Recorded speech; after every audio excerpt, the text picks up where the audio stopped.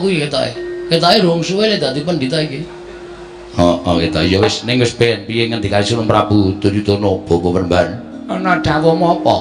Menika atmajanipun Semar malah sampun sami sowan mriki badhe amboyong Werkudara kaliyan pun Janaka. Dipun suwun wangsul dhateng negari Kaman.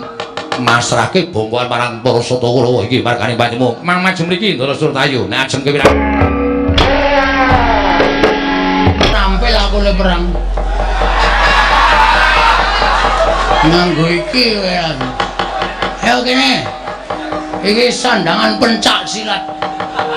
Jupak dadamu ora gogrok atimu aja dundang bak. Gelem tak bondo kit manah kula man. Adi kula lara. Lara perkara apa? Kula mungsuh Bagong. Piyambake wis nyandang mingkari nganggo kathok training. Ucul lambi digubeti nganggo tampar plastik. Sajake ketok nek wani kali kula jotosi nggih rai kula jotosi nggih dodo. Kula ken males niku mboten males, cengenges niku. Kula antemi kaya ora ngrasake. Kula jotosi kaya ora ngrasake. Ngenten iki man, Bapakku inggih. Wah, yo kene mlayu-mlayu.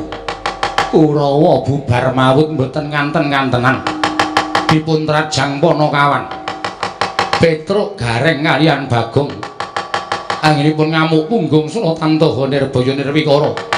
Menawi mboten Raden Janaka miwah Raden Werkudara, kula kinten perkawis menika mboten badhe rampung monggo. Kula aturi ngrangket dhateng Panakawan dados sarana wurunging Bratayuda Jaya binangun Petruk Nala Gareng.